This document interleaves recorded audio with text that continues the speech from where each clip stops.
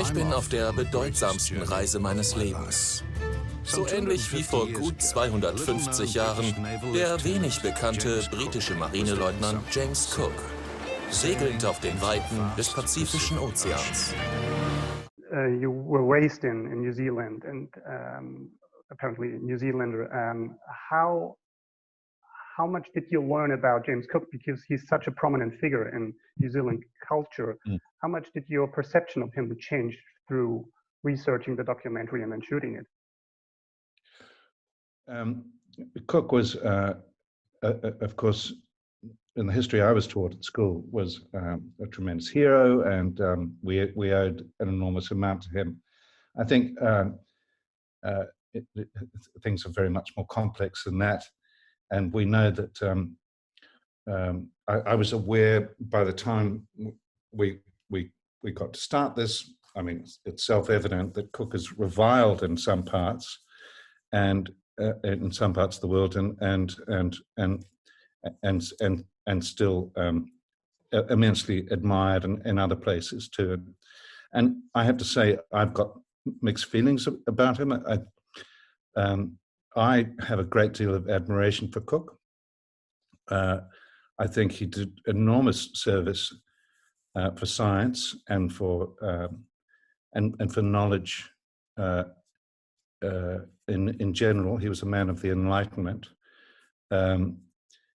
I cannot imagine anything more exciting than being an explorer in 1769, and being to play and finding places that no European had ever seen before. That's absolutely thrilling idea.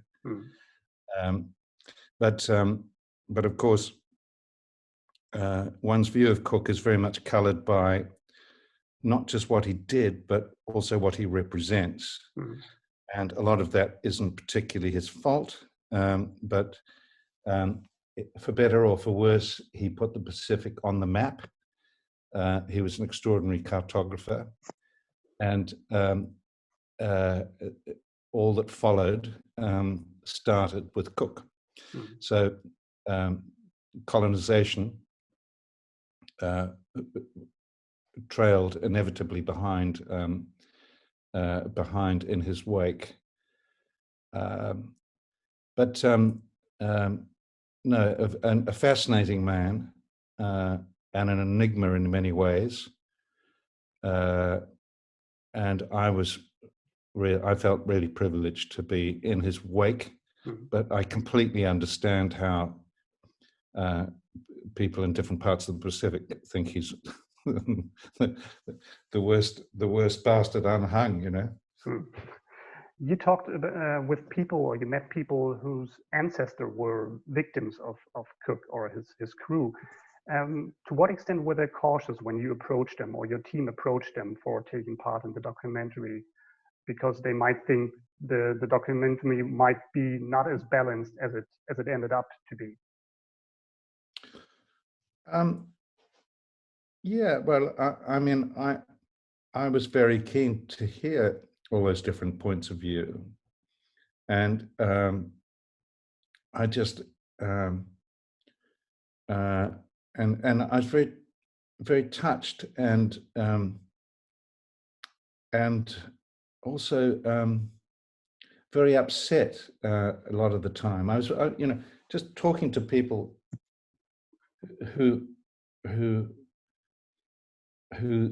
are directly affected by colonization, and feel deeply aggrieved by what happened to their forebears. As a product myself of colonization, really, these things can only affect you very profoundly. And I was reduced to tears on many occasions, and very, very touched that people would give me their time and trust me with their stories. Cook fasziniert mich. Ich will ihn besser kennenlernen, will sehen, was er sah. Dorthin gehen, wohin er nicht durfte. Und die Bewohner des Pazifiks treffen, deren Leben sich für immer änderte. teils zum Guten, teils zum Schlechten. Apparently, a lot of great memories you took from this trip, and you took something else from the trip, which is a tattoo, which you got in one of the episodes. And I was wondering, was that something? Yeah, maybe you could show it. Was that something that was planned ahead? Was it very spontaneous? Because the tattoo artist was a dear friend of yours. Gordon Toy, who's a great Maori tattoo and carver, and it's the story of my life. He said, "Well, you know, what do you want?" And I said, "Gordon, you know me. You decide." And this is really an autobiography here, and it's a metaphor, like many, like much, you know. But it's also, what I like about it is that it's open-ended. My life doesn't begin here and end there. It's open-ended. So, you know,